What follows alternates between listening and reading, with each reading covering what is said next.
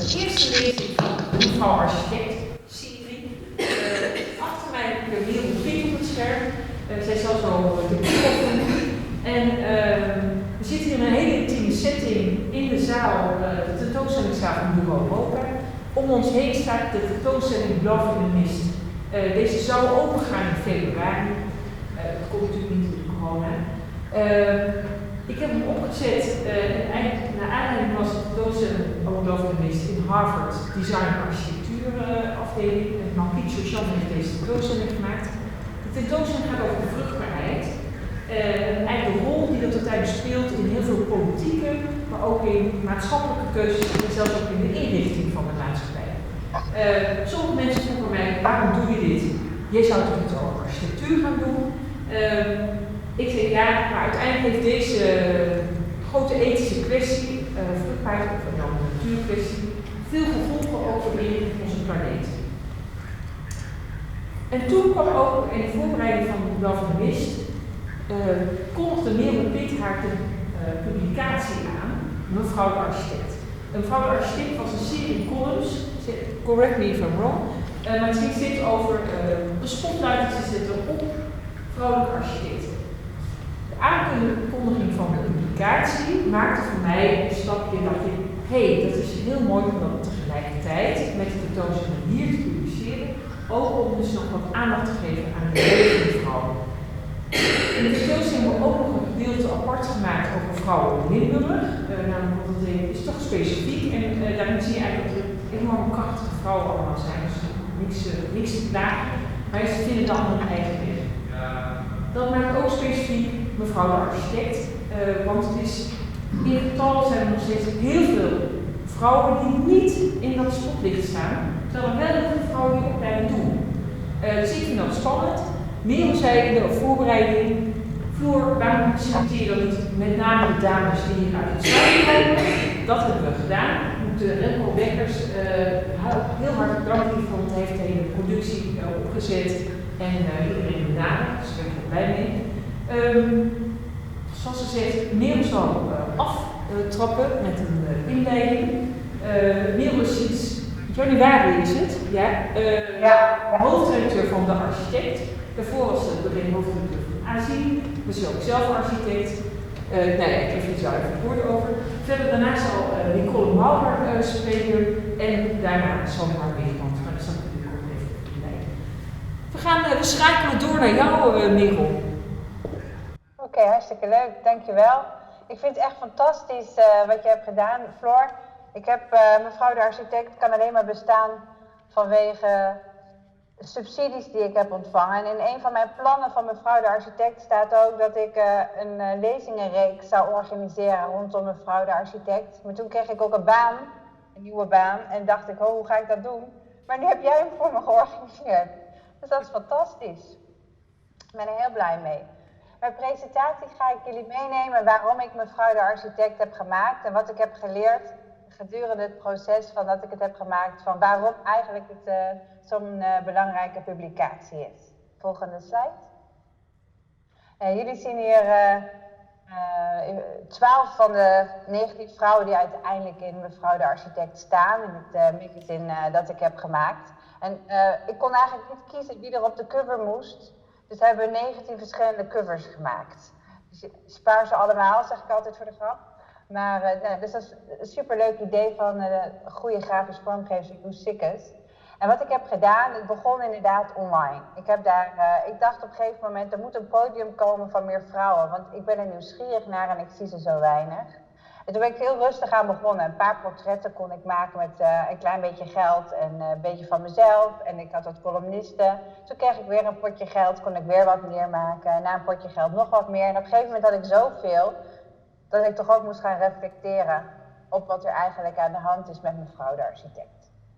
En laat ik jullie eerst dan even, volgende slide alsjeblieft, meenemen naar wat cijfers over vrouwelijke architecten in Nederland. Als je nu kijkt naar alle opleidingen, is ongeveer 52% van de architectuurstudenten vrouw. Maar eigenlijk komt daarvan maar de helft ongeveer, of minder zelfs, terecht echt in die praktijk. Er vloeien er heel veel weg die andere dingen doen. En dan heb je ook nog maar van die vrouwen die overblijven, 12% van de bureaudirecteuren is vrouw. En meestal zijn ze dat niet alleen, maar staat daar een man naast.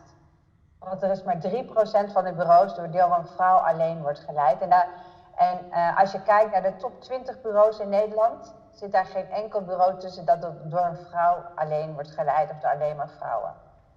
En daarnaast ook een belangrijk feitje is dat vrouwen een stuk minder verdienen dan hun mannelijke collega's terwijl ze hetzelfde werk doen. Ik vond het wel mooi, MVRDV heeft laatst die pay gap geprobeerd te dichten. En daar hebben ze dus echt veel vrouwen opslag moeten geven. En je kan zeggen van, nou ja, vrouwen, je moet beter in die onderhandelingen staan, maar je kan ook je verantwoordelijkheid nemen als werkgever.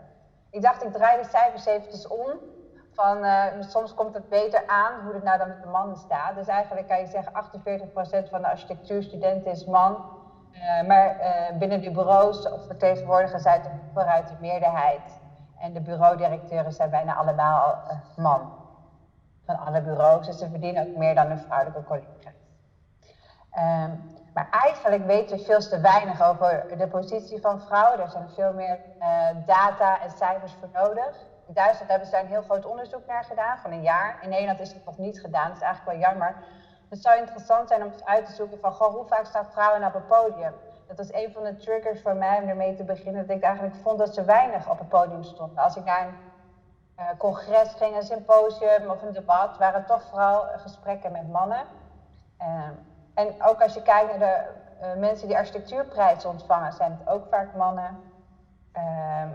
Werken die nou vaker part-time vrouwen? Dat denken we allemaal. Hè. In Nederland is dat ook zo. Maar hoe staat het eigenlijk bij de architecten? Weten we niet. Hoeveel worden ze geïnterviewd? Hoeveel nevenfuncties vervullen ze? En hoe vaak zitten ze in architectuurjuries? Dat weten we eigenlijk niet.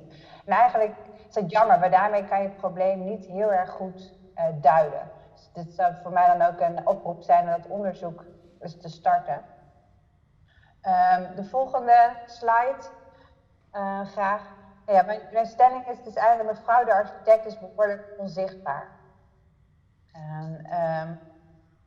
En dat begrijp ik ook. Als ik ook veel vrouwen daarover heb gesproken, zeggen ze ook van, ja Merel, maar dan moet ik weer ergens een presentatie geven, dan moet ik tijd in steken, dan moet ik naartoe.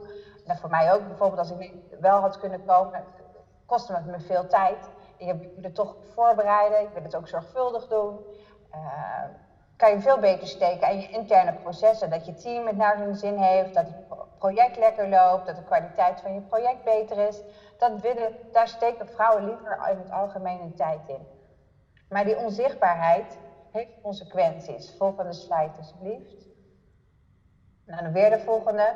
De allereerste consequentie is dat je daardoor niet fungeert als rolmodel. En dat terwijl rolmodellen voor de volgende generatie zo enorm belangrijk zijn. Ik heb zelf gestudeerd aan de TU in Eindhoven. En ik heb denk ik 2 vrouwelijke docenten gehad. Ze waren ook allebei ingevlogen. Dus gastdocent. En voor de rest waren het altijd mannen. En ik vond het lastig, want ik spiegelde me aan. En ook, ik heb ook 2 stages gelopen. Ik weet niet goed dat ik bij 1 bureau was. En die vrouw had een grote burn-out, dus die was er niet. En het andere bureau waar ik dan was die vrouw, werd door iedereen gevreesd. Niemand durfde eigenlijk met haar in gesprek. Dus ik vroeg me echt zo af, hoe houd je nou staande in die praktijk waar ik dan straks naartoe ga? Waarvoor ik word opgeleid. Ik vond het lastig om me daar een goed beeld van te vormen. Volgende slide. Een andere belangrijke consequentie is dat wanneer je niet zichtbaar bent, je werk wordt toegeschreven aan anderen. Soms claimen andere mensen, je collega's zelf het werk wat jij hebt gedaan. Maar het gebeurt ook gewoon in de publieke opinie. Omdat je gewoon niet zichtbaar bent, weet je niet dat jij er bent. Ik vroeg bijvoorbeeld aan Dickie Scipio van, iedereen die aan Kaan-architecten denkt aan Kees Kaan. Maar er zijn 3 partners. En waarom denken we niet aan jou? Toen zegt ze, zij was dus niet zo zichtbaar. Dat vond ze niet belangrijk. Ze heeft dat pas onlangs begrepen dat het een belangrijk onderdeel is van het werk. En dan een laatste belangrijk punt, de volgende slide. Dat wanneer je moet ook je stem laten horen om onderdeel te zijn van de publieke dialoog over architectuur. Dat je je laat horen van wat jij ergens van vindt, dat je meepraat. Weet je, dat is gewoon hartstikke belangrijk. Want ook de stemmen van vrouwen zijn belangrijk in de discussie. Dus je moet je moet meepraten eigenlijk om je vak goed te kunnen uitvoeren.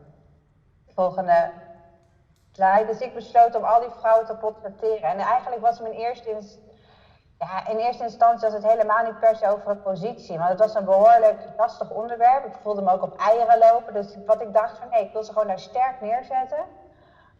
En dat ging er gewoon over hun ambities, je visies, je drijfveren. Waarom ben je architect geworden? Wat wil je bereiken?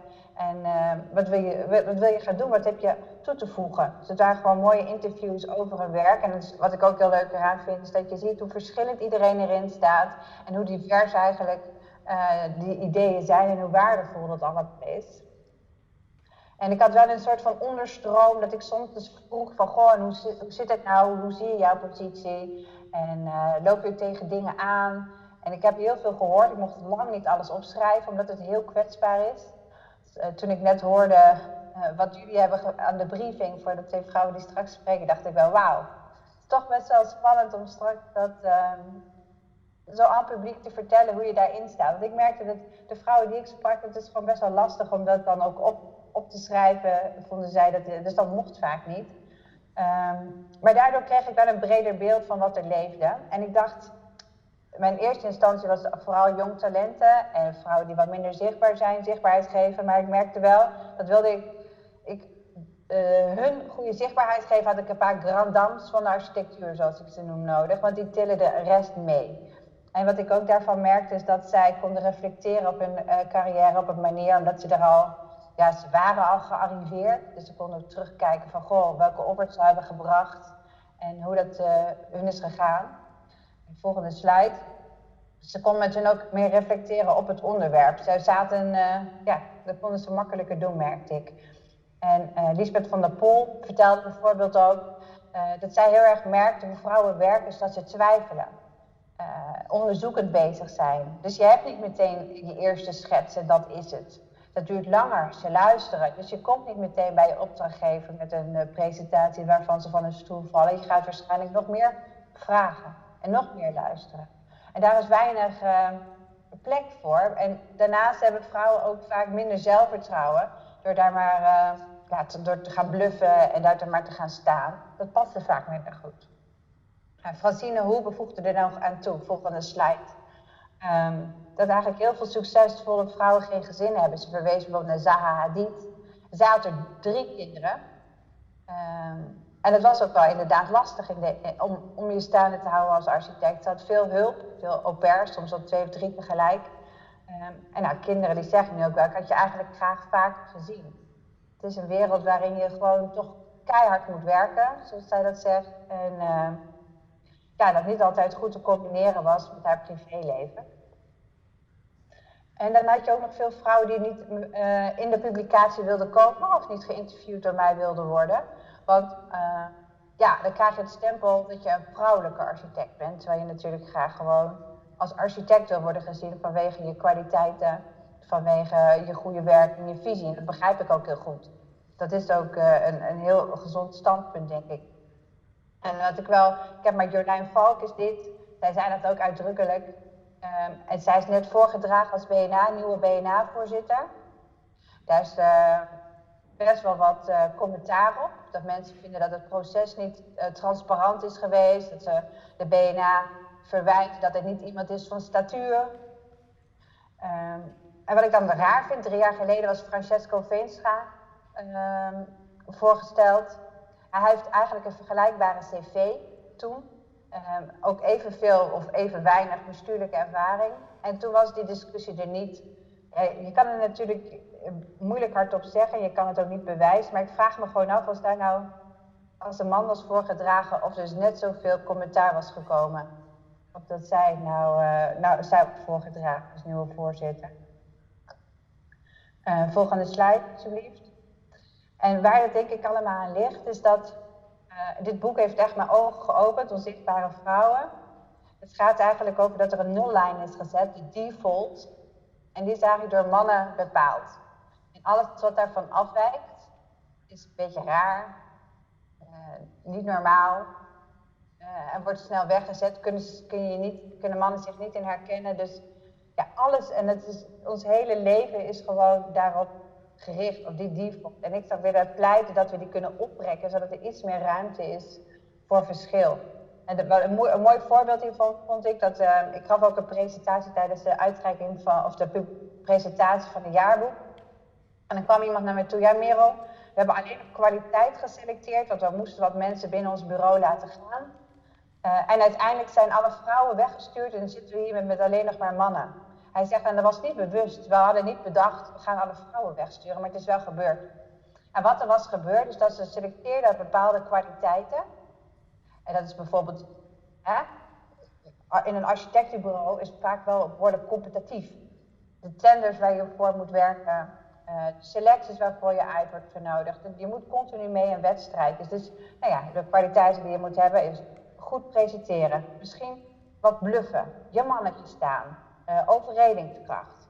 En als je dat de kwaliteiten zijn die je belangrijk vindt, dan blijft er natuurlijk een bepaalde soort mensen over. Maar je zou ook kunnen selecteren bijvoorbeeld op communicatief goed zijn, iemand die een bepaalde energie in het bureau brengt, die luistert. Dan kom je op hele andere kwaliteiten uit en dan selecteer je wellicht ook anders. En hoe diep die default eigenlijk is, volgende slide, vond ik wel grappig. Wiegert en Kai, twee jonge architecten van het bureau Neemlok, die hebben een video gemaakt en ik weet niet of we die zo kunnen laten zien. Ja. Ja? En dat vind ik wel grappig, staat een essay geschreven hoe mannelijke dominantie een bepalende rol speelt in het kwalificeren van goede architectuur. En het vrouwelijke inbreng vaak wordt weggezet als minder relevant en in het modernisme überhaupt helemaal is weggehaald. Dus ik dacht van misschien kunnen we die video alle kijken. Ik vond het wel inspirerend. Het duurt 5 minuutjes ongeveer. Maar ik vond dat ze het wel mooi hadden gemaakt. Als ik je vraag om aan een architect te denken, wat zie je dan voor je? De kans is groot dat Howard Roark, de hoofdpersonage in Iron Ranch The Fountainhead, voldoet aan de kenmerken die je als eerste zou associëren met een architect. Met zijn krachtige silhouet profiteert Rand van de algemene opvatting dat architecten, net als hun ontwerpen, de essentie van mannelijkheid belichamen. In Why Have There Been No Great Women Artists schreef Linda Nochlin over impliciete connotaties die door hun onzichtbaarheid een onverwacht groot effect hebben op de kunstdiscipline. In navolging van dit essentiële feministische werk willen we dit idee projecteren op de architectuurdiscipline. Als we onze blik richten op architectuur, zien we namelijk hetzelfde probleem. Architectonische kwaliteit wordt beoordeeld vanuit een patriarchaal waardesysteem. Hoe is de architectuurgeschiedenis gestructureerd? Hoe wordt het gekaderd en welke veronderstellingen draagt het met zich mee? En wie stelt eigenlijk de vragen en hoe wordt architectonische waarde toegekend? Als we de oorsprong van de moderne architectuurdiscipline bestuderen, zien we dat mannelijke dominantie altijd een bepaalde rol heeft gespeeld in het klassificeren van goede architectuur. Centraal in de 10 boeken van Vitruvius stonden de 3 eigenschappen van een goede architectuur. Firmitas heeft betrekking op het permanente karakter en nog steeds worden ontwerpen beoordeeld en beschreven aan de hand van woorden als robuust, puur, tijdloos, stoer, krachtig, sober en doelmatig. Een massief gebouw is een goed gebouw. Utilitas is in de afgelopen eeuw het credo geworden van de functionalisten, die het als form follows function tot hun lijfspreuk hebben gemaakt. Functie en ratio zijn in de westerse cultuur onlosmakelijk verbonden aan de man. Hoewel Venustas refereert naar de godin Venus, worden de proporties van architectonische schoonheid op mannelijke idealen gebaseerd. In plaats daarvan wordt vrouwelijkheid in architectuur vaker gezien als het versierde oppervlak. Ornamentiek is in de 20e eeuw voortdurend aangevallen door de modernistische beweging. De modernisten hebben bovendien een harde scheiding van ontwerpdisciplines geïntroduceerd op basis van genderassociaties. De architectuurdiscipline werd hierbij gepropageerd als een permanente en daardoor mannelijke discipline, terwijl bijvoorbeeld textiel en keramiek aan het vrouwelijke domein werden toegeschreven. Hoewel in het begin meer vrouwen dan mannen zich bij het Bauhaus aanmelden, hield Walter Gropius vol dat er geen verschil zou zijn tussen het mooie en het sterke geslacht. Woorden die zijn werkelijke opvatting verraden. Modernisten noemen de kleur vaak frivol en decoratief en daarom vrouwelijk. De hardnekkigheid van deze gendermetaforen in het discours wijst erop dat moderniteit in architectuur alleen op basis van de scheiding tussen man en vrouw gedefinieerd kan worden. Wat betekent deze patriarchale positionering van de discipline?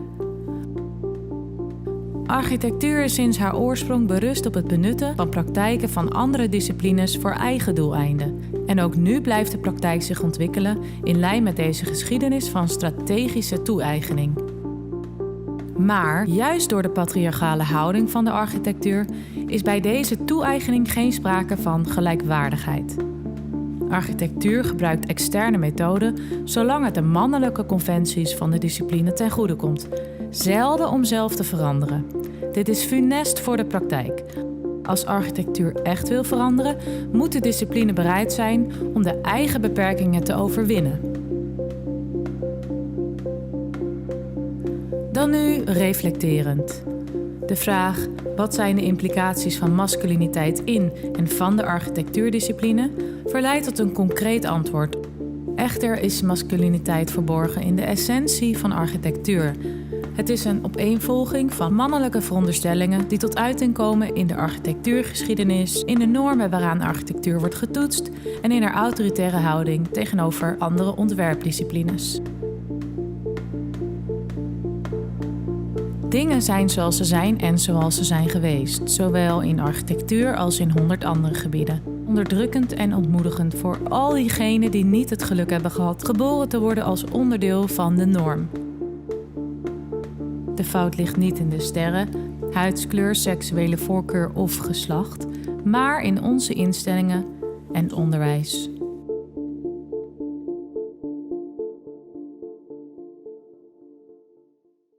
Ja, dat goede architectuur vaak wordt toegeschreven aan mannelijke eigenschappen gaat zelfs zo ver dat de bijdrage van vrouwen in de architectuur niet wordt gezien en soms ook niet wordt gewaardeerd.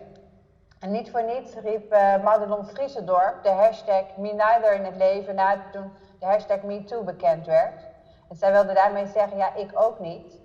Een voorbeeld, een heel bekend voorbeeld is dat zij heel hard heeft gewerkt aan het boek Delirious New York. En vooral de cover, de hele bekende cover heeft getekend. Maar het werk is altijd toegeschreven aan Remco Koolhaas. En nooit aan haar. Dat is pas later gebeurd. Automatisch werd het toegeschreven aan anderen. Volgende slide.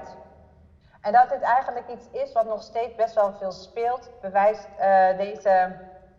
was een serie uit 2014 van de BBC, Brits Who Built the Modern World. En in die serie, op die serie was al behoorlijk wat kritiek, want hoezo was deze selectie representatief voor de Britten die daaraan hebben gewerkt. Maar er kwam helemaal veel kritiek toen er een aflevering was over Michael Hopkins en Patty Hopkins. En ze hebben samen een bureau opgericht. En er kwam ook een groepsfoto in beeld van de mensen met wie ze veel samenwerkten. En toen werd in één keer duidelijk dat Patty gewoon uit de foto was gefotoshopt.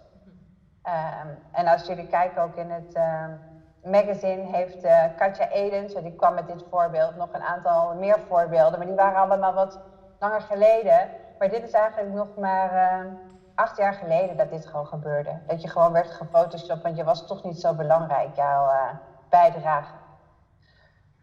Dus, volgende slide. Wat nu? Goeie vraag.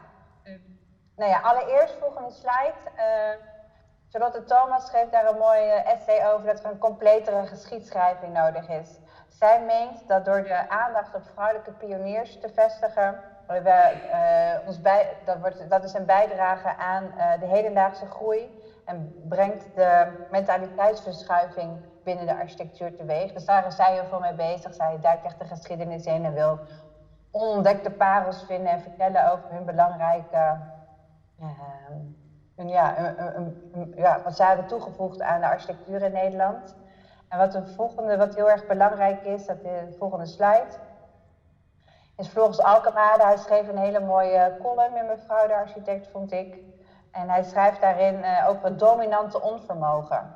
Dat we ons bewust moeten zijn dat er een dominant onvermogen is. En dat we niet te veel dominante stemmen aan het woord moeten laten. Dat we juist de stemmen die meer met verfijning spreken, met meer twijfel, met meer onderzoek, dat we daar gehoor aan moeten geven.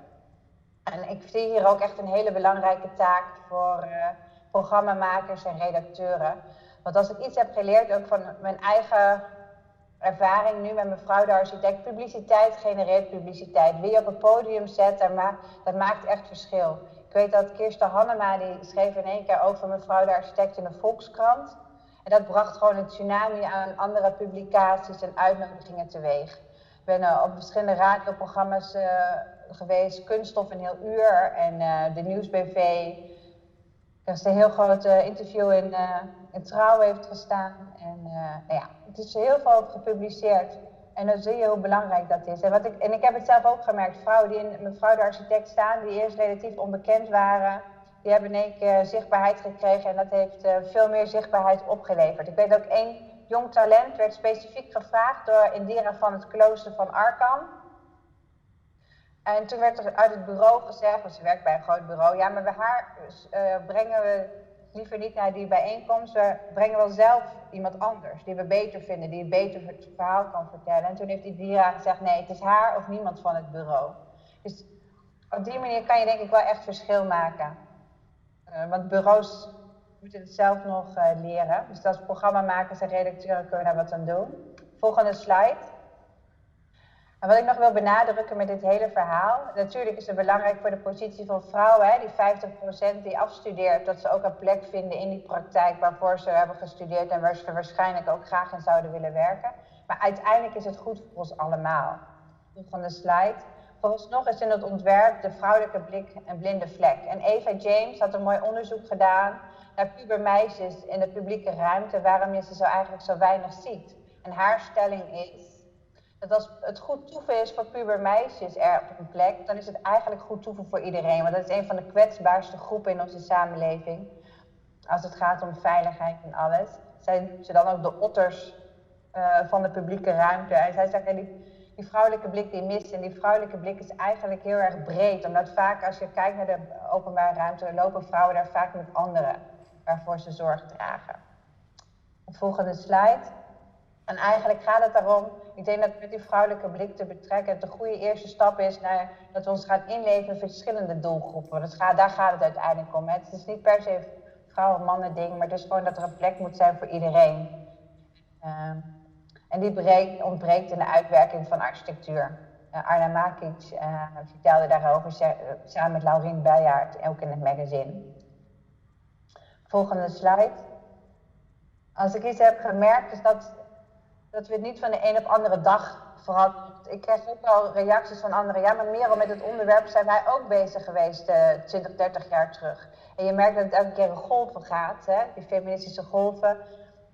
En wat ik heel bijzonder daaraan vond, is dat het eigenlijk heel lang geleden was dat er een feministische golf was. Dat vrouwen zich uitspraken over wat er aan de hand was. En dat is nu eigenlijk wel weer eens tijd voor. Dan komen we weer een klein stapje verder wellicht. En dan over zoveel jaar komt er weer een nieuwe golf. En als ik naar mezelf kijk, volgende slide alsjeblieft. Waar het een beetje allemaal op neerkomt, is dat, ik vind het wel grappig, in Trouw had iemand het zo samengevat, mijn verhaal. Mevrouw de architect wil vooral geen zeur zijn. En dat is ook zo een beetje. Ik loop daar zelf ook continu tegenaan. Ik krijg ook best wel veel negatieve reacties op de publicatie. En dat is van mannen en van vrouwen. En allebei zeggen ze uiteindelijk van je moet niet zo zeuren. Dat vind ik zelf ook best wel heftig. Toen ik begon met een podium geven aan vrouwelijke architecten, was het niet per se mijn idee om een keihard feministisch statement of zo de wereld in te brengen. Maar goed, daar sta ik nu dus wel. Zoals mannen reageren van er is geen probleem. En ik kan me dat voorstellen, als je dat zelf niet hebt meegemaakt, dat iets niet lukt of dat je wordt tegengewerkt, is dat moeilijk voor te stellen dat anderen dat misschien wel worden. Dus dan kan ik me, daar is gewoon, als je het zelf niet hebt gevoeld, dan begrijp je dat misschien niet. En daarnaast merk ik ook dat vrouwen boos worden, dat ze zoiets hebben, ja, maar ik heb jarenlang keihard gevecht. Ik heb geprobeerd om aan die norm te voldoen. Ik sta nu waar ik hier sta, je moet niet zeuren, jij moet het ook gewoon doormaken. Dat is gewoon wat erbij hoort bij het leven. En doe het nou maar gewoon. En als je dat niet wil, dan is er inderdaad hier geen plek voor jou. Dus ja, er is denk ik nog een weg te gaan. Maar goed, volgende slide. De publicatie is er en ik vind het heel tof dat het zoveel spin-off is. En dat ook andere mensen het adopteren en het verder brengen dan wat ik heb gemaakt. Dus daar ben ik heel erg blij mee. Dat was mijn verhaal. Dankjewel, Merel. Ja. Super fijn, dankjewel. Ik ga even vragen of er vragen zijn in deze kleine setting. Ik denk we hadden afgelopen dagen even contact en ik zei, jouw werk is eigenlijk iets om, denk ik voor vrouwen, maar ook mannen, om door te zetten. Je hebt ik vind het niet alleen de column, maar juist die publicatie ook een enorme basis weergelegd om het uit te vergroten. En wat je zegt, het is een soort inktvlek die je maakt voor een grotere vlek. En als we daar met z'n allen nog grotere vlek van maken en meer werk aan besteden, dan gaat het gewoon lukken. Ja. Denk ik. Ik kijk even of er vragen zijn. Ja, 2 vragen. Mag ik een vraag? Ik heb er een paar. Oh, kom maar naar voren, want dan kan Merel ook even zien. Ik ben Paulien Tomlo. Paulien Tomlo stelt de vraag. Ja? Kom maar even naar voren dan. Wat relevant is in dit geval is dat ik vrouwenstudies heb opgericht aan de Universiteit van Maastricht. En al het werk wat daarbij hoort, dus ik wil een paar dingen zeggen. Maar lieve, kom maar hier in de... Ze ziet me niet. Ja. Nee, ziet niet en dan hoor ik het ook in de microfoon. Oké. Ja. Hallo. Goeiedag. Ik wou vragen, die 3% vrouwen die eigen bureau hebben, hoe heten zij? Goeie vraag. Dat kan ik niet meteen nu zo zeggen. Ik ken er een paar. Ja, ik begrijp dat je dat vindt. Dat heb ik uit een publicatie die iemand voor mij heeft geschreven. Het is een trucje. Oh ja. Als je ze erbij had gezet, had je het modeling gedaan. Ja. Snap je? Je kunt elk moment gebruiken om bekendheid te geven. Ja. Het tweede is, dit is een normaal proces, hè? Dat de minderheid de meerderheid en dat je gelijk wil. Maar er zijn sociale wetmatigheden, dus je moet gewoon doorgaan. En in de ene fase gelden getallen, en de andere fase tellen beelden. En weer een andere fase telt gewoon terugtrekken met vrouwen en met iets eigens komen. En op een gegeven moment helpt het om het niet meer over mannen en vrouwen te hebben, maar over kwaliteit van architectuur. Ja. Oké. Dank Paulien Tomlo voor deze bijdrage. Ja. Andere vragen? Hey Merel. Hi. Wat me opviel aan jouw publicatie is dat je ook door durft te vragen naar balans tussen werk en privé. En ik vond dat in interviews vaak het moment waar het voor mij het mooiste werd en ook het meeste als rolmodel ging leven. Ja.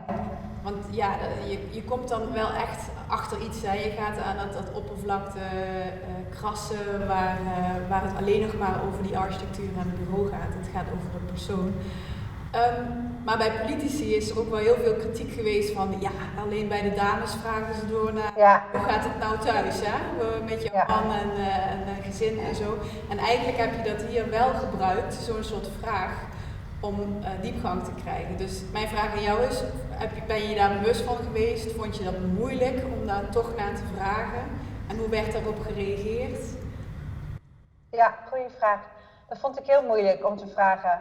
Maar ik wou het wel weten. En zo met mij ik heb natuurlijk wel met mensen hierover gehad, die wilden het ook weten. Van hoe doe je dat dan nou? Weet je, hou je je staan en hoe regel je het nou allemaal? Want ik vind het ook best wel zelf heel moeilijk hoe ik dat allemaal moet doen. En we hebben ook wel over nagedacht om een hele reeks te houden met mannen. Van hoe doe jij het nou? Hoe regel jij het nou thuis? Dus dat zou nog een mooie vervolg kunnen zijn. Dus we hebben het er zeker over gehad. En bij sommige vrouwen mocht ik het ook gewoon niet opschrijven. Maar heb ik er zelf weer veel van geleerd. Maar iedereen worstelt wel met dat onderwerp. En daar krijg ik dus ook al felle reacties op. Van sommige vrouwen die vinden dat ik daar niet over moet hebben. Want daarmee disqualificeer je jezelf en dan zet je jezelf weer zo weg. Maar mij helpt het wel om te horen hoe andere vrouwen het doen. Ik werk nu ook dus fulltime. Ik heb dit project. En ik heb 3 kindjes van 2, 5 en 8. Ja, het is gewoon best wel veel. Ja. Dus ja. Ja, dank je. Dankjewel Merel. Ik denk dat we overstappen naar de dames die we vandaag hebben uitgekozen. Nog steeds ook nog eentje. Ja, Pauline Tomlo heeft nog één laatste opmerkende vraag. Dat is niet helemaal... Ik zou graag zien dat we het niet meer over vrouwenemancipatie hebben, maar over kinderopvang gratis uit de belastingen. Want ik denk dat heel veel mensen met een rustige achterkant voor de kinderen veel makkelijker hun weg zouden vinden.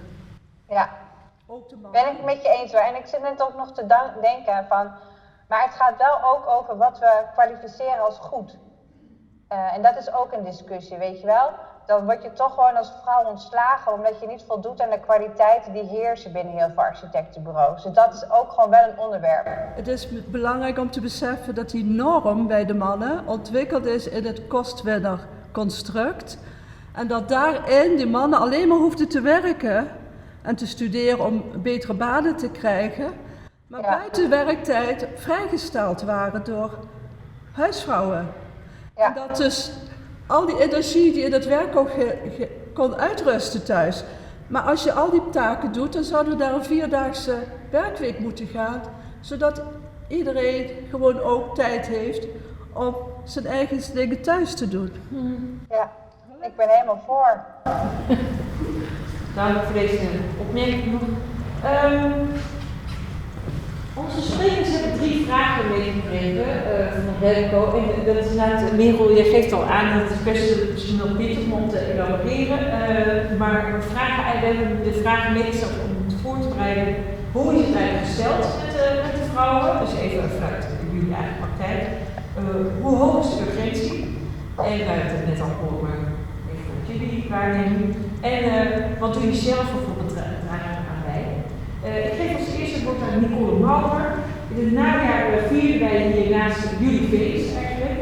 We staan hier ook in een complex, je moet het mooiste gedeelte in het muziekterrein zien, maar onder jullie auspiciën is de timmerfabriek verbouwd. Afgelopen jaar kwam het ook in het jaarboek van architectuur terecht.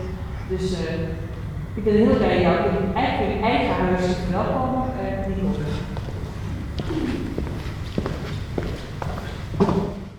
Dankjewel voor de uitnodiging, Floor, en dankjewel voor de uitnodiging, Remco. Ik heb 15 minuten om een voordracht te houden en ik heb ervoor gekozen om het op te schrijven, om binnen de tijd te blijven. Ja. Dus dan ga ik nu beginnen. Dus de vraag, wat is de noodzaak en het nut achter een publicatie als Mevrouw de Architect? De bouwwereld wordt van oudsher gedomineerd door mannen. Nu staan we voor grote globale opgaven. Iedereen weet dat de wereld voor een aantal urgente maatschappelijke uitdagingen staat, zoals een toenemende bevolkingsgroei, ongelijkwaardigheid in welvaart, wereldwijde culturele verschillen, uitputting van de grondstoffen en klimaatverandering. Vanuit de discipline architectuur geef ik vorm aan de toekomst van de leefomgeving. Als architecten en stedenbouwkundigen worden wij uitgedaagd om het verschil te maken in de zoektocht naar toekomstige culturele en maatschappelijke perspectieven.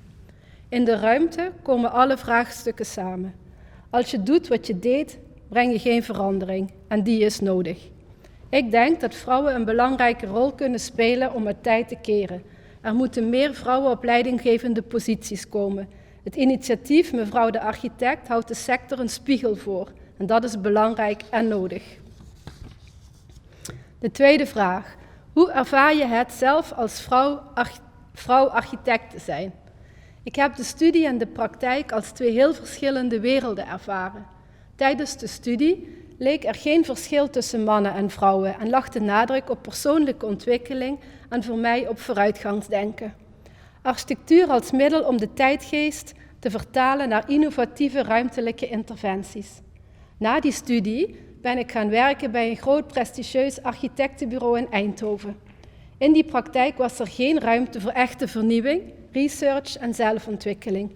Alles stond in het kader van standaardwerkzaamheden, productie, controle en beheersing.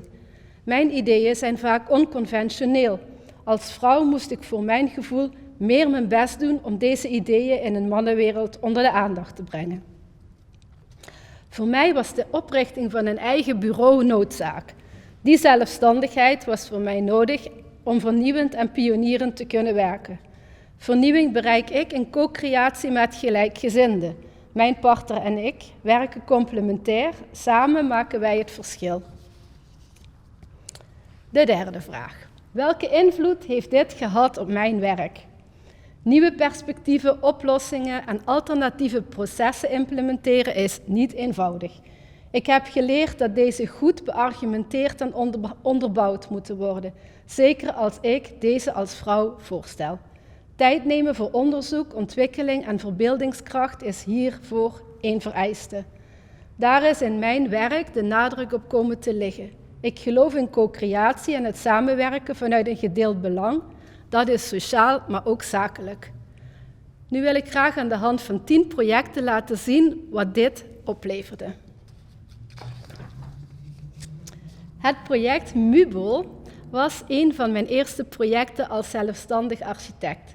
De gemeente Eindhoven wilde een skatevoorziening en vroeg naar een ontwerp.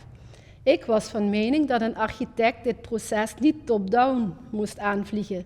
De input van gebruikers is erg belangrijk in deze, vooral bij deze doelgroep. Ik overtuigde de opdrachtgever ervan het ontwerpproces anders dan standaard in te richten en organiseerde een participatieproject. Dat was in die tijd, begin van deze eeuw, helemaal niet gangbaar. En legde de verbinding met de Technische Universiteit. Het resultaat was een houten skatepool, de grootste van Europa, en die zette Eindhoven als skatestad op de kaart. Het ontwerp van een mobiel restaurant was zeer onconventioneel in 2003. Het architectencredo was toen nog: architectuur bouw je voor de eeuwigheid. Met die gedachte brak ik in dit project. Tijdelijke architectuur kan ook een duurzame oplossing zijn. Het paviljoen maakte een tour door Nederland. Overal werden volgens het slow food principe lokale projecten bereid door deze boerenwereldkeuken. In tegenstelling tot het principe van onroerend goed maakt het idee van tijdelijke architectuur flexibele stedenbouw mogelijk. In Duitsland liggen enorme bruinkoolafgravingsgebieden. Deze transformeren het landschap op spectaculaire wijze. De Duitse overheid heeft besloten deze activiteiten in 2038 te staken. In 2005 wilde de lokale overheid een uitkijktoren bouwen. In de toekomst zal de groeve vollopen met water en zal zo een van de grootste meren van Duitsland ontstaan. Ik koos ervoor om de uitkijktoren als symbool in te zetten voor deze transitie. Een enorme industriële robot wijst naar de verte en dus ook naar de toekomst. Het onconventionele project is in 2009 gerealiseerd en geeft sindsdien een identiteit aan de regio. De inwoners van het stadje identificeren zich met de toren. Het bouwwerk zet het stadje op de kaart en trekt per jaar 150.000 bezoekers. Het ontwerp van het farmhouse grijpt terug op de oorspronkelijke en rijke geschiedenis van de Limburgse cultuur. Slow food en demontabele verplaatsbare vakwerkhuizen. Ik heb mij uiteengezet met de visie van deze opdrachtgever en een hedendaagse variant van de traditionele vakwerkbouw voorgesteld. Dankjewel. Het door houten kolommen gedragen dak maakt zich fysiek los van het vakwerkbouwvolume eronder. Hierdoor wordt de directe opwarming van de woning door zoninstraling voorkomen. Grote raamvlakken maken van binnenuit het zicht op het typische Zuid-Limburgse landschap mogelijk. Het farmhouse is opgebouwd vanuit een hybride systeem, bestaande uit hout, beton en staal. Het ontwerp is volledig uitgewerkt als een IKEA-zelfbouwpakket. De boer heeft het huis uiteindelijk met eigen handen gebouwd volgens deze instructie. De Gulpener Bierbrouwerij is een inspirerend bedrijf dat met maatschappelijk verantwoord ondernemen het milieu in de samenleving sterker en veerkrachtiger maakt. Een gedeelte van de productiegebouwen lag leeg. De opgave betrof het revitaliseren van monumentaal erfgoed en het implementeren van publiek programma binnen de bestaande productieomgeving. De bierbrouwer gaf mij het vertrouwen om deze omgeving vorm te geven en zo een bijdrage te leveren aan het merk Gulpener. Dan van Gulpen naar Shenzhen. De glasfabriek van Shenzhen vormt een industrieel erfgoed. Deze werd stilgelegd en tot expo-locatie bestemd voor de Hongkong Shenzhen Biennale voor architectuur en stedenbouw. In samenwerking met een internationaal team van architecten, onder andere uit Finland en China, is ervoor gekozen om het gebouw te transformeren tot ruimtelijke installatie, gericht op architectonische beleving. Dan komen er nog 2 of 3. De Jan van Eyck is een cultuurinstituut, een omgeving voor kunstenaars en onderzoekers om zichzelf verder te ontwikkelen. Het functioneerde volledig autonoom binnen de lokale context. Door toevoeging van een nieuw programma diende de verbinding met de stad te worden verbeterd. Met respect voor de modernistische architectuur uit de jaren 50 zijn ruimtelijke ingrepen gemaakt, waardoor het instituut een meer open karakter kreeg. Na de verbouwing heb ik mijn eigen bureau kunnen huisvesten in deze omgeving. Zo volg ik het culturele discours in de kunsten dagelijks van dichtbij. Het Sphinxterrein in Maastricht vormde begin vorige eeuw het eerste industriegebied van Nederland. Recentelijk wordt het district herbestemd tot woonwijk. De timmerfabriek vormt een industrieel erfgoed. De herbestemming van dit gebouw tot culturele functie heeft een aanjaagfunctie voor de levendigheid van de nieuwe wijk. Het betreft een zeer complexe opgave waarin nieuwbouw, aanbouw, verbouw, herbestemming en renovatie deelopgaven samenkomen. Het programma omvatte een centrum voor architectuur en design, Bureau Europa en poppodium Muziekgieterij. In samenwerking met de gebruikers van het poppodium is veel overleg gepleegd en onderzoek verricht. In een tijdelijke proefopstelling is getest hoe het industriële monument reageert op de huisvesting van een concertzaal. Het eindresultaat is een poppodium in Zuid-Limburg met een regionale aantrekkingskracht. Bezoekers komen uit Nederland, België en Duitsland. Ik voel me vanuit mijn cosmopolitische houding heel erg verwant met dit project. Het project Ikigai betreft een inzending voor een prijsvraag uitgeschreven door de Rijksbouwmeester. Ik werd benaderd door zorginstelling Anvida om een visionaire transformatie te ontwikkelen in samenwerking met de GGD en de Universiteit Maastricht. Samen ontwikkelden we verschillende perspectieven en brachten we die samen in een ruimtelijke strategie. Gebaseerd op de Japanse levensfilosofie Ikigai zijn er een 3-tal programmalijnen ontwikkeld en is een ruimtelijke transformatie van een bestaande galerijflat voorgesteld. Door het openbreken van de gebouwplinten, de toevoeging van publieke functies en het vergroten van de galerijen en balkons wordt het gebouw leefbaarder. De introductie van een mix van woningtypes ondersteunt de diversiteit en inclusiviteit binnen het sociaal woningbouwcomplex. Ten slotte het project Superlocal in Kerkrade. Als gevolg van demografische krimp zouden hier 400 sociale woningen gesloopt worden en daarmee beeldbepalende gebouwen verdwijnen. Ik interviewde de bestaande bewoners naar de bevindingen van het wonen in een galerijflat. Deze ervaringen heb ik samengebracht in een zogenaamd burenboek.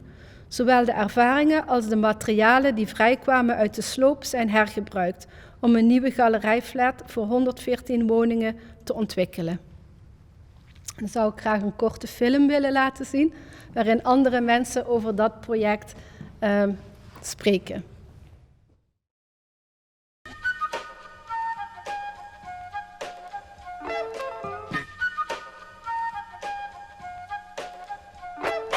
Wat je ziet is dat Mower United helemaal aan de voorkant van het proces een draai geeft aan de manier waarop je ernaar kijkt. Ik had een hele bevlogen collega die bekend was met Mark en Nicole. En die heeft in een heel vroeg stadium die twee er al bij betrokken. Bij het nadenken van wat zouden we hier kunnen. Nou, en ik heb dat fantastisch gevonden. Omdat er echt allemaal ideeën binnenkwamen die wij als woningcorporatie nooit zelf hadden kunnen bedenken. We zitten in een transformatie en die transformatie betekent dat we daar met z'n allen doorheen moeten gaan. En op het moment dat jij gaat luisteren naar de mensen die mee in die transformatie zitten, dan kun je dat volgens mij ook echt waarmaken. Ja, volgens mij breng je een plek alleen maar in beweging als je dat doet met de bewoners, met de gebruikers. Dus ik begrijp die koppeling begrijp ik helemaal. Ik ben geen architect, maar het lijkt me heel voor de hand liggend dat als je beweging wil creëren, dat je dat samen met de mensen doet. Het erfgoed zelf kan zich niet beschermen. Dat moeten wij doen. Hè? Dus wij moeten op de barricade om te zeggen, ja, dit is van kwaliteit, dit is van waarde voor de toekomst, voor de volgende generaties. En wij hebben de plicht om dat te beschermen. Daar begint het mee. En dan moet je gaan kijken, wat krijgt het voor nieuwe invulling, voor nieuw leven.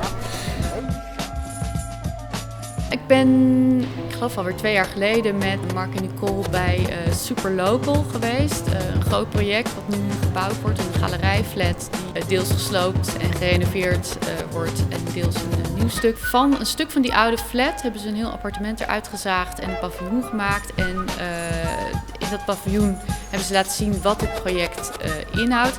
En het interessante daarvan vind ik het gaat over circulair denken, materialen hergebruiken, water hergebruiken, energie duurzaam opwekken en hergebruiken. Maar wat ze daaraan toevoegen is het hergebruiken van de verhalen, de ideeën, de herinneringen van de mensen die in die flat wonen. En dat vind ik eigenlijk een heel mooi idee. Dat is iets wat misschien al wel op andere plekken kleinschalig leeft, maar nooit op die manier zo met een compleet burenboek is aangepakt. Dus ik vind het een heel mooi voorbeeld voor hoe je het circulair denken echt verder zou kunnen brengen door ook de mens zelf daarin mee te nemen. En ik denk dat het ook gaat helpen om meer draagvlak en enthousiasme uiteindelijk te creëren voor dit soort projecten.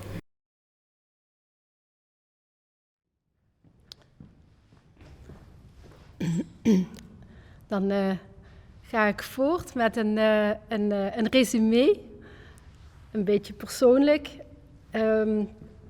Ik ben geboren in Sleenaken, een dorp in het uiterste zuiden van Limburg, met genoeg ruimte om vrij te denken. Tijdens mijn studie stelde de Technische Universiteit mij in staat om mezelf te ontwikkelen. Het vakgebied van de architectuur heeft een breedte en diepgang die bij mij past. Ik studeerde af met een 10-10-10.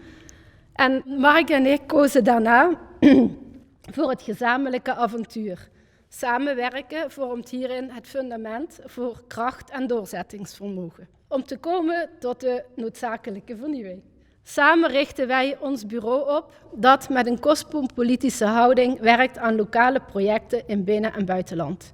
Wij betrekken opdrachtgevers, gebruikers en professionals bij het ruimtelijk ontwikkelingsproces om zo gemeenschappelijke, gedeelde en duurzame waarden te creëren. Nu, als onderzoekspartner van de RWTH Aken, werkt Mauri United Architects momenteel aan een ruimtelijke strategie voor Zuid-Limburg in regionale context in aansluiting op de nationale omgevingsvisie. Als moeder, vriendin, onderzoeker, ondernemer, architect en vrijwilliger werk ik graag aan het behalen van de doelstellingen van de Global Goals.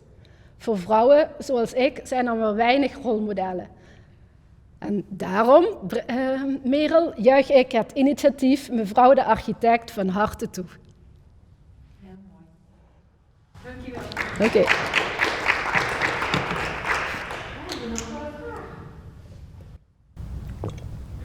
Ik vind het fantastisch wat jullie doen. Ja, je hebt het voor jezelf je bent gewoon op je eigen manier gaan werken. En jullie samen, het is ook natuurlijk heerlijk als je een geestverwant vindt.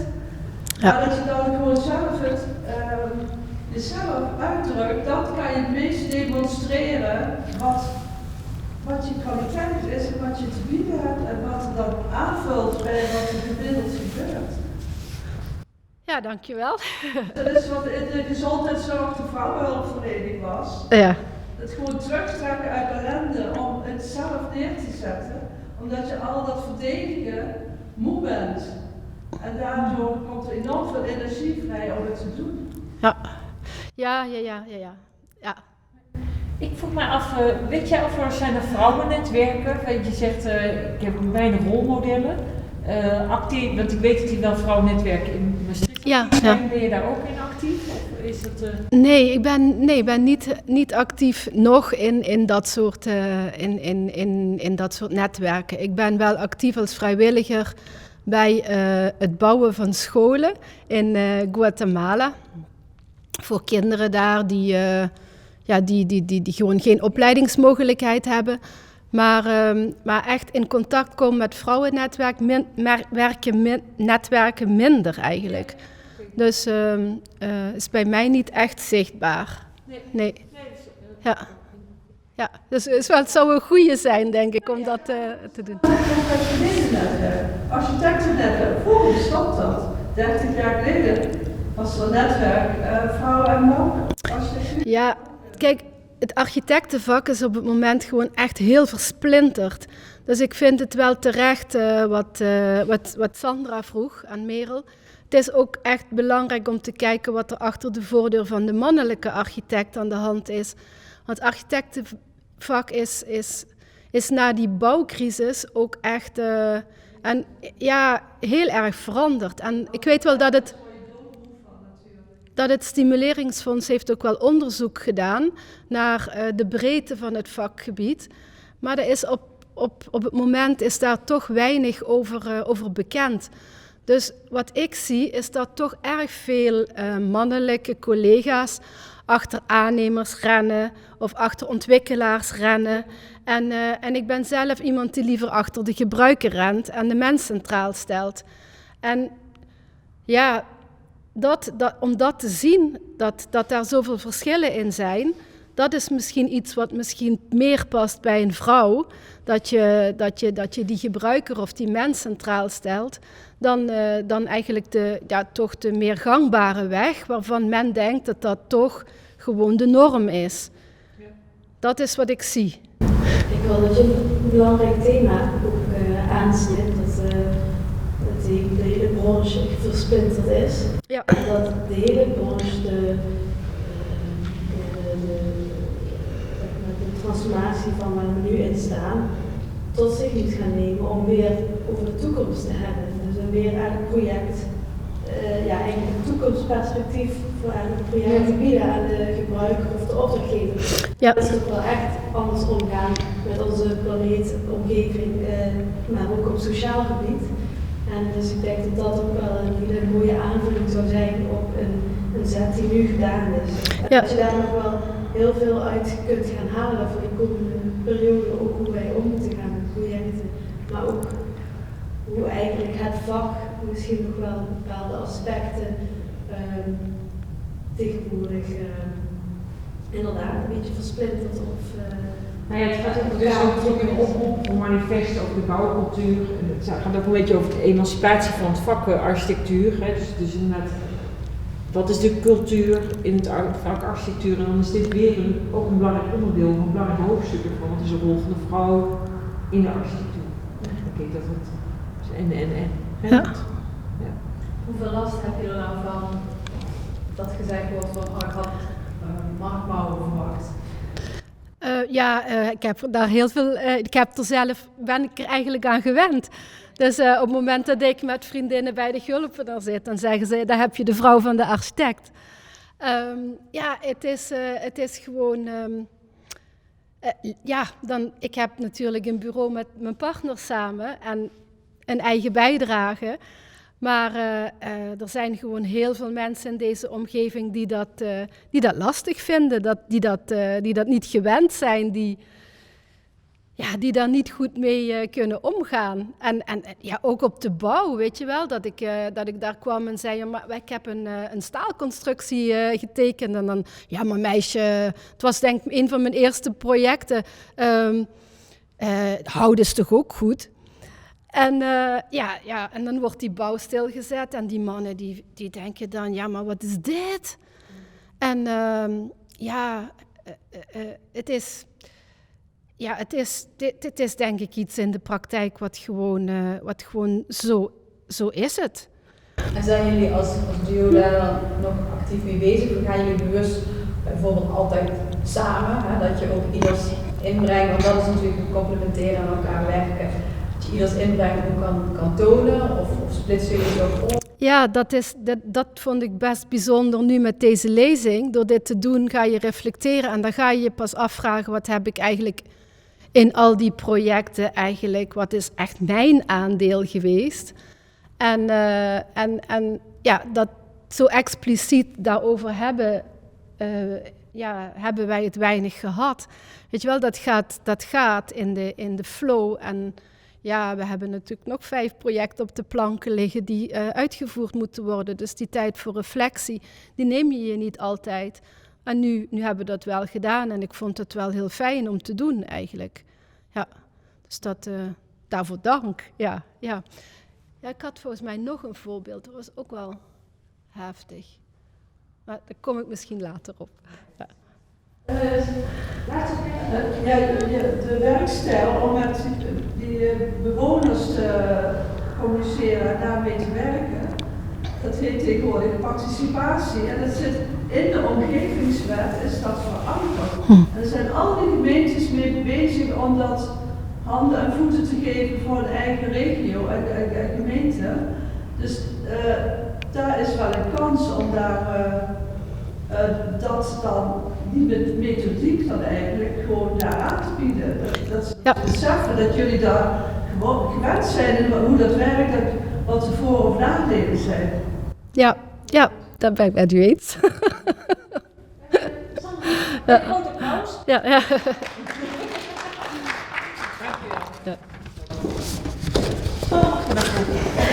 Sandra Wiegmans, je bent al 12 jaar, is dat 13 jaar? Ja, wij zijn uiteindelijk architect in Born. We hebben vandaag ook een heel mooi, iedereen is opgeleid in Eindhoven. Dus dat vind ik eigenlijk ook wel een mooie... Precies, dat wel een teken, hè? De focus op het zuiden brengt tot het... nee, dat is niet zo, denk ik. Kennen jullie elkaar ook uit Eindhoven of niet? Nee. Of is het een andere tijd? Ja, okay. Bedankt voor deze kans. Ik hoorde net al de discussie over de breedte van het beroep. En naar Nicole luisterend had ik ook bijna het gevoel alsof ik een ander beroep heb.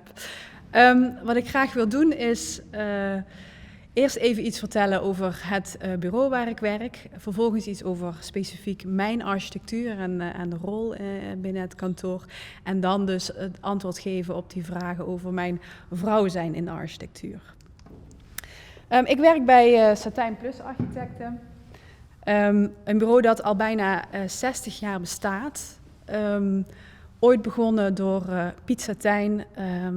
In de jaren 70 hield hij zich bezig met het restaureren van onder andere de Sint-Servaas. Dus daar ligt onze roots liggen daar. Dus veel aandacht voor de omgeving en ook veel kennis van echt de maakbaarheid en de ambacht van het vak. Dan is het heel logisch om vanuit het restaureren ook te gaan herbestemmen. En toen noemden we dat nog voor de Dominicanenkerk reversibel. Dat het heel belangrijk was dat de ingrepen in die tijdsgeest die werden gedaan, die boekenkast die dan in die kerk geschoven werd, dat het ook weer weg kon. Nu zou je zeggen circulair. Dat herbestemmen is natuurlijk altijd een mix ook met dat restaureren. Dit is een museum aan het Vrijthof waarbij we uiteindelijk in die herbestemming ook alle tijden in beeld hebben gebracht. Waarbij we ook natuurlijk een soort transformatie maken. En die transformatie, dus herbestemmen, is de nieuwe functie in die monumentale omgeving. En het transformeren is dan ook het naar de hand zetten van die omgeving. Hier het Baco-gebouw in Roermond, waarbij we de oude patinalaag van het gebouw zo bijzonder vonden dat we dat ook niet wilden stuk restaureren. Dus in die transformatie zoeken naar van hoe kan je het oude gebouw in beeld houden, ook nog oud laten zijn en daar toch een nieuwe functie aan geven. Dat hebben we gedaan met een doos-in-doos principe, dus eigenlijk een nieuwbouw in die oude fabriek gezet, waarbij deze foto ook heel mooi laat zien dat die oude gevel nog gewoon beleefbaar is. En door die doos daarin te zetten, werd dit een klimaatgevel. Dus er zit warme lucht tussen de doos en de nieuwe doos en de oude buitengevel. En daarmee was het een Rijksmonument met AA-label. Vanuit dat denken van restaureren, herbestemmen, transformeren, is ook een zorg voor wonen ontstaan. Waarbij we dus het verduurzamen van die bestaande omgeving ook zijn gaan passen op kleinere schaal. Want er is natuurlijk in Limburg heel veel met mijnwerkerskolonie, spoorkolonie en dat soort projecten. Is er heel veel vraag naar die ambachtelijke kennis in de architectuur.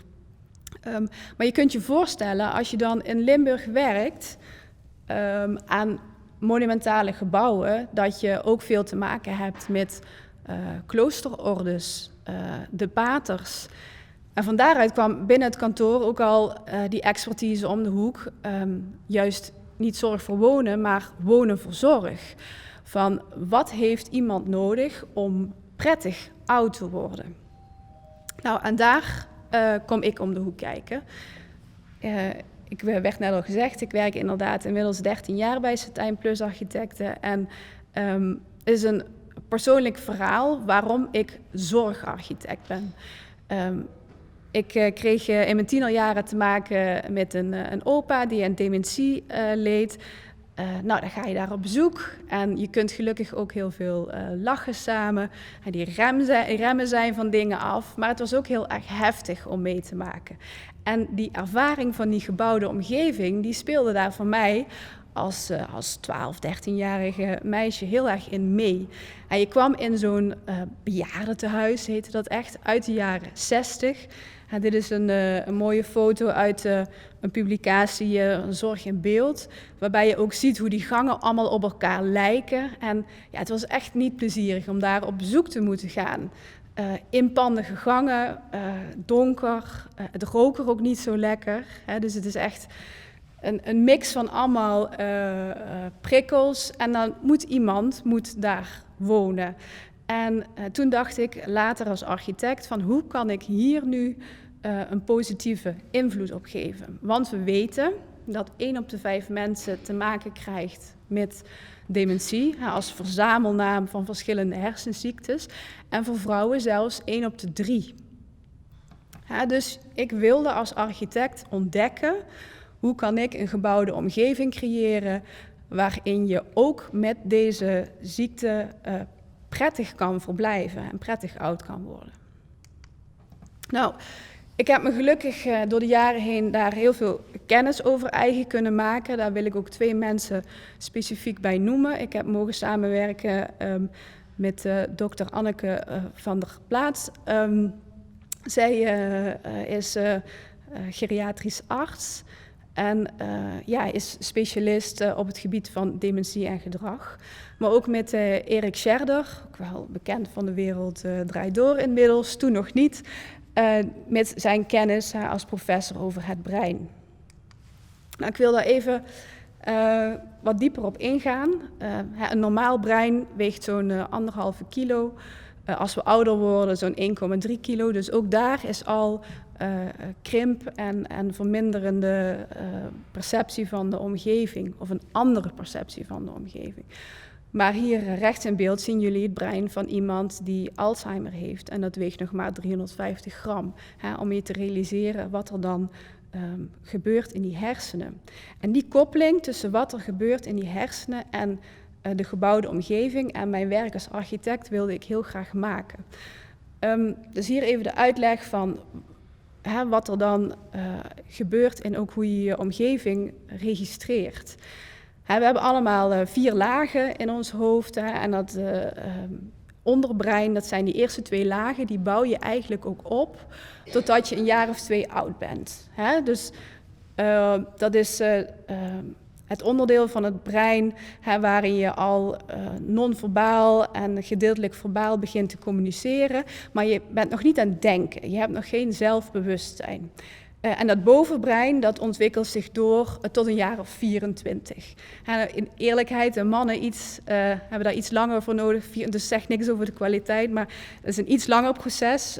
En dat is dat stukje waar we dan wel eens zeggen van, dat oorzaak en gevolg kunnen inschatten. Dus van, wat stom dat je dit nu gedaan hebt, dat groepje vrienden wat ergens nog brokken maakt. Nou, dat zit zo tot het 24e jaar en dan zijn die hersenen af.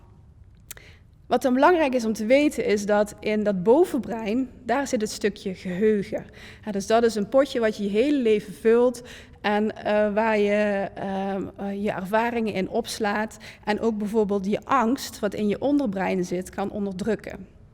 Het is belangrijk om te weten dat die angst vanuit de oermens bedoeld was om natuurlijk heel snel te reageren, vluchten of vechten.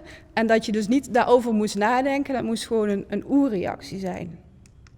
Nou, bij een hersenziekte, een vorm van dementie, gaat uiteindelijk dat bovenbrein gaat minder goed werken. Dus wat je je moet voorstellen is dat je eigenlijk constant een angstprikkel hebt. Maar je hebt niet het geheugen om tegen jou te zeggen van, dit is normaal, dit levert niks vervelends op. En dat heeft 2 uitingen bij mensen. Je hebt, ik changeer eventjes, je hebt mensen die gaan in een soort zen-modus. Dus dat niet meer denken, daar is een soort rust in. Maar je hebt ook zoekers. Mensen die juist door gebrek aan prikkels, een overmaat aan rust, dat heel vervelend vinden dat ze er niet meer zijn. Want je denkt niet meer en je bent gewoon niet meer aanwezig. En die gaan dus zuster roepen, die blijven lopen, die blijven tikken en geluid maken. En dit geeft heel veel onrust voor hunzelf en de omgeving. Dus het is zoeken naar balans tussen prikkels.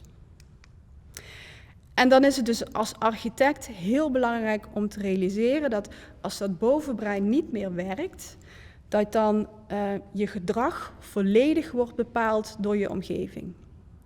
En dat zijn natuurlijk mensen. Dat is hoe jouw familieleden op jou reageren, hoe de zorg op jou reageert, maar dat is ook de gebouwde omgeving. Dus je hebt daar gewoon veel invloed op als vormgever.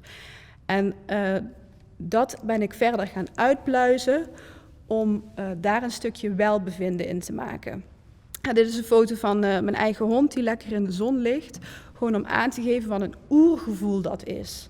Welbevinden. En dat je daar in je omgeving dus heel veel invloed op uit kan oefenen. Maar dat het uiteindelijk iets is wat uit jezelf moet komen. Wat ook heel persoonlijk is. Nou, waar hebben wij naar gekeken van wat is dan nu gezond bouwen, die gezonde omgeving? Daglicht is heel belangrijk, blijven bewegen is heel belangrijk, maar ook zorgen dat iemand niet verslaafd raakt in dat bewegen. Interactie met anderen, dus ruimte voor menselijk contact, maar ook een stukje veiligheid en geborgenheid. Een prettig binnenklimaat, niet te warm en te koud, maar ook groenbeleving. Nou, gekoppeld aan een aantal projecten heb ik daar inzicht in gegeven in wat ik als architect daarin kan betekenen. En denk je, is dit architectuur? Ja, we zijn geen interieurarchitecten, maar wij werken wel vanuit de verbinding tussen gebouw en het zorginterieur. En van op die schaalniveaus wil ik mijn verhaal ook geven. Hier hebben we gezegd, ga naar de kringloop. Maak een omgeving die aansluit bij de leefwereld van de bewoners. Dus er is een nieuwbouw, een zorggebouw, gevuld met dit soort meubels en behang uit de kringloop. Waarbij we ook gekeken hebben naar die drang om weg te willen. De zoekers zijn geobsedeerd door deuren. Dus door zo'n deur als boekenkast weer te geven, geeft dat ook een heel andere dynamiek in zo'n groep. Maar ook de perceptie van de omgeving is heel erg belangrijk, bijvoorbeeld wat betreft contrasten en kleur. Wees je bewust van een overgang tussen vloer en wand. Kijk eens door je wimpers en ervaar dan nog eens je omgeving. En probeer dan ook de klink te vinden, je niet te stoten. En daar kan architectuur en vormgeving een enorme rol in spelen. Maar ook met dingen als zitten. Dus we zijn op een gegeven moment ook tot ontdekking gekomen dat het niet per se dat jaren 50 of 60 interieur hoeft te zijn, maar dat het vooral gaat over de archetype stoel. Van durft iemand hierop te gaan zitten die twijfelt over hoe sterk die pootjes zijn. En het gaat uiteindelijk dus niet zozeer om dat iets oudbollig moet zijn, maar omdat het veilig moet zijn. En wees je ook bewust van de angsten die je omgeving kan oproepen en met hele kleine dingen. Iets wat wij als gezonde mensen prachtig vinden, dat zonlicht wat gefilterd wordt en die beleiding geeft. Ja, dat geeft voor iemand met een hersenziekte het gevoel, daar moet ik overheen stappen en is dus een enorme blokkade. Ook de mechaniek van een lift, een donkere vloer in de lift, geeft het gevoel van in een gat stappen.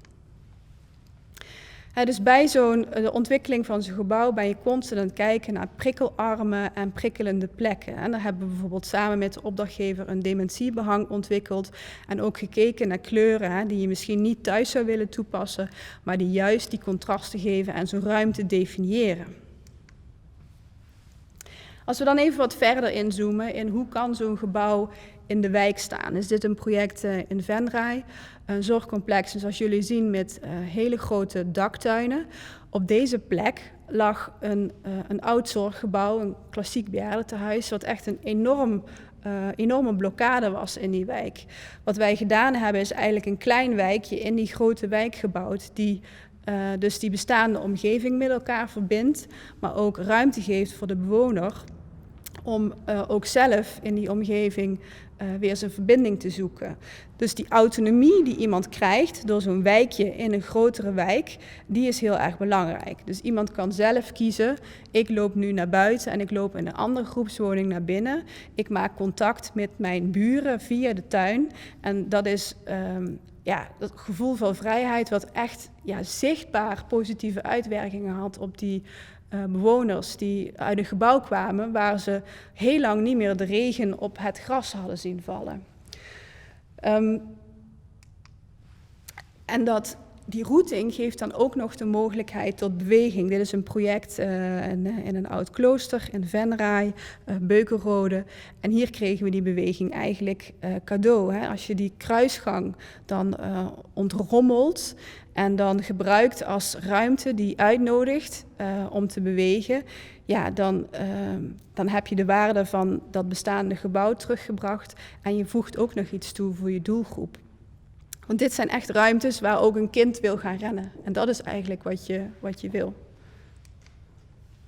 Maar tegelijkertijd wil je dus balans geven in dat bewegen door mensen ook rust te geven in een stukje beleving. Dit is een voelwand, een project in Den Bosch, waar we eigenlijk met het thema van de stad Den Bosch met grote fotowanden en dan hier ook nog met daar groen aan toegevoegd, voor rustmomenten zorgen aan die routing. Mensen kunnen hier voelen, ruiken, plukken. En als je dan kijkt naar hoe zo'n gebouw in de wijk moet staan, dan is ook die schaal van die architectuur heel erg belangrijk. Dat je het gevoel hebt van, ik kijk naar woningen, naar de schaal van een tweekapper. Dat is een stukje menselijke schaal die maakt dat je thuiskomt als je bij zo'n voordeur staat. Het is een ander klooster waarbij we het gebouw, we zijn nu met het project bezig, het gebouw teruggebracht hebben tot de essentie. Dus we hebben heel veel gestript, waardoor de jaren heen toegevoegd is. Allemaal van die smalle, knikkende gangetjes. Het was een heel vervelend donker gebouw geworden. En als je dan terug gaat naar die essentie, dan zie je ook dat je dat natuurlijke licht, het daglicht, wat een hele positieve invloed heeft, dat je dat eigenlijk gewoon cadeau krijgt. En het is nu zaak om dat natuurlijk ook vast te houden. En dit is in Maastricht, bij Gelachus. Ook een klassieke bejaardentehuis met een prachtige stedenbouwkundige setting. Waarbij we gezegd hebben van dat het uitzicht op dat groen en het uitzicht op die lucht, het groen van het Jekerdal, is zo uniek. Wij moeten vooral hele grote buitenruimtes aan die woningen gaan toevoegen, zodat je dat echt optimaal kan ervaren. En dat geeft ook in de ritmiek van de architectuur weer een kans als vormgever. Ook het gevoel van dat een gebouw jouw stad representeert, dat is voor een bewoner ook erg belangrijk. Dit is een project in Eindhoven, Waarbij we de gevels van het oude sportfondsdebat als een echo op die plek hebben teruggebracht. In verwijzing naar die architectuur uit de jaren 30. Nou, en dan de link naar het vrouw zijn in de architectuur. Ik vond dat inderdaad een moeilijke vraag. We hebben al gesproken over die rolmodellen. En dat is zoeken. En die vind je natuurlijk ook wel in mannen. Ja, ik durf ook wel te stellen dat wij op kantoor geen meneer de architect hebben. Maar toch is het natuurlijk een obstakel dat je moet overwinnen bij de identificatie met iemand als dat niet een vrouw is. En voor mij heeft dus zo'n publicatie als Mevrouw de Architect daar gewoon echt waarde in. Het mag duidelijk zijn vanuit mijn architectuur dat ik me erg bezighoud met de zachte kant van het proces. En daar heb ik ook de ervaring dat mij dat helpt als vrouw. Dus je staat op de barricades om je sterk te maken voor die heel gevoelige doelgroep. En ook al is dan in het harde proces met de aannemer aan tafel en het gaat over kosten, is dan de focus heel anders. Het helpt me juist, omdat ik in die groep dan anders ben, om op die barricade te klimmen en te strijden voor wat belangrijk is voor mijn bewoner. Dus juist omdat ik veel bouw voor de zorg, waar ook heel veel vrouwen werken, zie ik dat echt als van... Zij zeggen, ook nu actueler dan ooit, ik zorg. En ik zeg, ik zorg voor jullie. Dat heeft ook te maken met ruimte creëren voor processen. Ook letterlijk ruimte creëren om goed te kunnen tillen rondom een toilet. Al die kennis moet je in huis hebben als zorgarchitect. Maar ook nadenken over de sociale veiligheid van zo'n gebouw. Je bewust zijn dat in een nachtdienst daar 2 dames alleen de boel moeten bestieren. En ik kan me daar als vrouw beter in verplaatsen wat dat voor je betekent en wat je dan moet doen in die gebouwde omgeving dan als man, durf ik te stellen. En verder merk ik dat bij de type opdrachtgevers die ik heb heel veel ruimte is voor inspraak en dialoog. Dat is dat soort organisaties eigen. En ook voor mij is dat heel natuurlijk en heel eigen. En durf ik te stellen dat ik als vrouw heel goed in dat proces pas. En het kwam al een paar keer aan bod, die balans tussen imponeren en inspireren. Ik denk dat beide dingen onderdeel zijn van ons vak. En ja, dat zo'n publicatie als Mevrouw de Architect ook duidelijk maakt dat er ruimte mag zijn voor twijfel en onderzoek en het zoeken naar je rol. En voor mij is duidelijk de focus op inspireren. Maar voor het imponeren moet je ook af en toe je mannetje staan. En dat is zeker wat we doen. Dank jullie wel. Dank je wel, Sandra.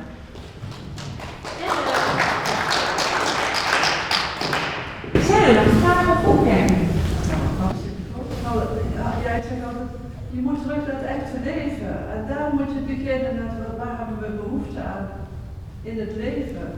En op een of andere manier is het bij zorg dat natuurlijk logischer om dat op te zoeken dan gewoon wonen.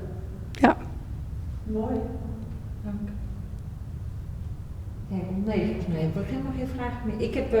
Ik vond het zeer inspirerend. Dank je. Ik weet dat veel, ik weet natuurlijk dat architecten en vormgevers ook bezig zijn met de zorg. En ik vond het voor mij weer een nieuwe inkijk in jouw vak, in het vak. Ja, fijn om te horen. Dank je. Dankjewel. En dit was dus de eerste aflevering van de lezingsserie. Heel veel dank voor jullie deelname.